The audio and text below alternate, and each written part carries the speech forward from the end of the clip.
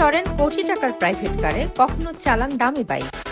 রাজশাহীর টিকটকার আকাশ সোশ্যাল মিডিয়ায় এভাবেই নিজেকে উপস্থাপন করেন।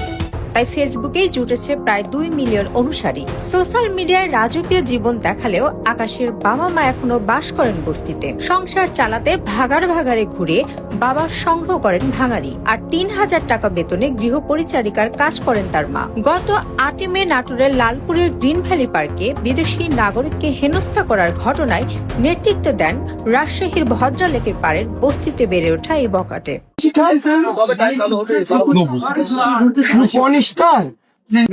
এই হচ্ছে পৃথিবীর সব থেকে বড় পনিষ্ঠান।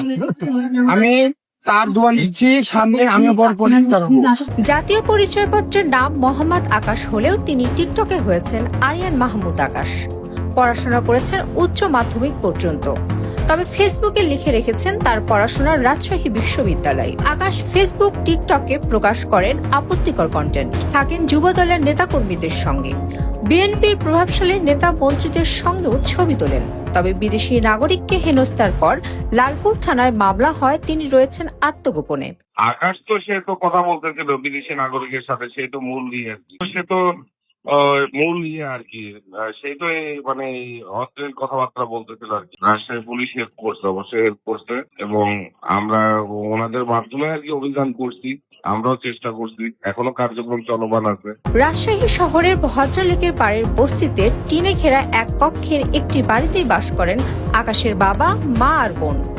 এ বাড়িতেই থাকতেন আকাশ। বছর 2 আগে বিয়ে করেছেন, তারপর বউ নিয়ে ভদ্রা জামালপুরের একটি ভাড়া বাসায় উঠেছেন। এখন বস্তিতে তেমন একটা আসেন না, সারাক্ষণ ফেসবুক, টিকটকের জন্য বন্ধুদের সঙ্গে ভিডিও করেন। এলাকাবাসী জানান, টিকটকার হয়ে ওঠার আগে এলাকায় বখাটেদের নিয়ে চুরি ছিনতাই করতেন আকাশ। পরে স্থানীয় আওয়ামী লীগ নেতা নজরুর সঙ্গে একটি জুয়ার বোর্ড চালাতেন। জুয়ার বোর্ড থেকে প্রতিদিন লাখ লাখ টাকা পকেটে ঢোকান।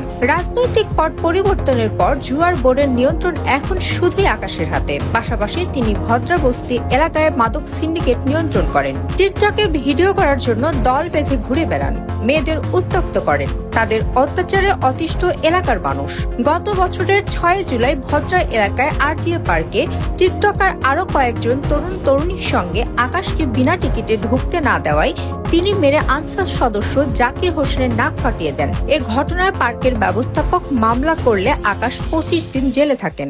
এখানে ওই টিকটক করতে মাঝে মধ্যেই আসতো, এবং আমাদের এখানে কোনো টিকিট কাটতো না। 3-4 জন 5 জন মিলে একটা গ্যাং নিয়ে ওরা ঢুকতো।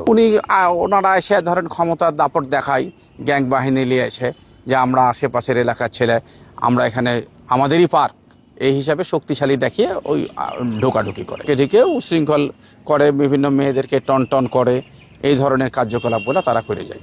এবং আমাদেরও কিছু জিনিসপাতি, ইলেকট্রিক্যাল লাইট তারা টিকটক করতে যে ধাক্কা দিয়ে ফেলে ভেঙে টেঙে দিয়েছে। আমরা চাই তার সুষ্ঠু বিচার হোক।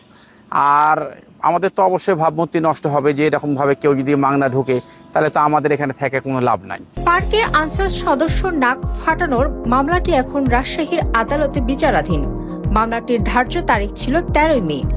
তবে বিদেশি নাগরিককে হেনস্থা করে আত্মগোপনে থাকা আসামি আকাশ এদিন আদালতে হাজির হননি। আইনজীবীর মাধ্যমে আদালতকে অসুস্থতার মিথ্যা তথ্য দিয়েছেন। তার আইনজীবী মেহেদী হাসান আদালতের সময়ের আবেদন করেছেন। আবেদনে বলা হয়েছে, হঠাৎ অসুস্থতার কারণে আদালতে হাজির হতে পারেননি আকাশ। এ মামলার পরবর্তী দিন ধার্য করা হয়েছে আগামী 12 আগস্ট। আকাশের বাবা মোহাম্মদ সেলিম জানিয়েছেন, লালপুরের পার্কে বিদেশিকে হয়রানির পর পুলিশ খুঁজতে এসেছিল তার ছেলেকে। ছেলে কোথায় তা তিনি জানেন না। প্রশাসন এসেছিল, এসে এক দোকানে জিজ্ঞেস করেছিল আকাশ টিকটকের বাসা কোথায়, আকাশ টিকটকের বাসা কোথায়। সে দোকানওয়ালা বলল সে আবাসিক টন্ডিমাতে থাকে, তো তার বাড়ি চিনি না। তাকে বললো, তারপরে দোকানদারকে বলা হলো তার বাবার বাসা কোথায়, বলছে তার বাবার বাসা ভিতরে।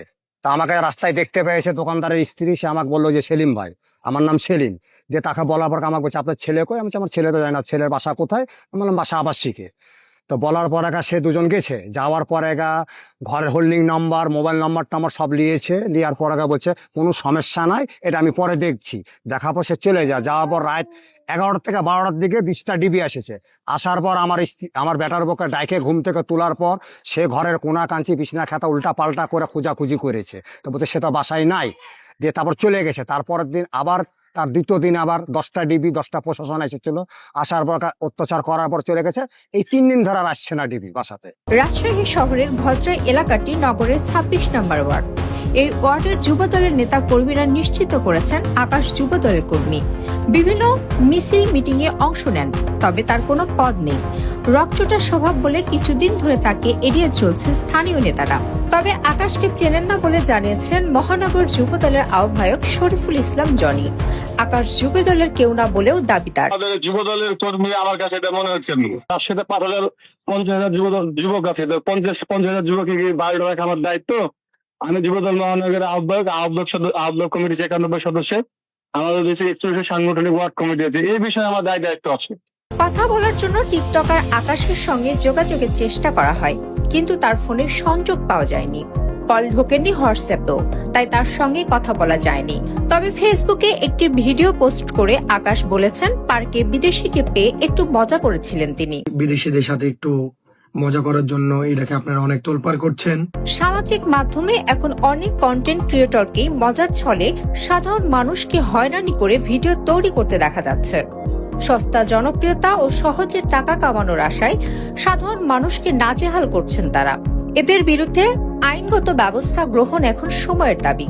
উত্তরভূমি, রাজশাহী।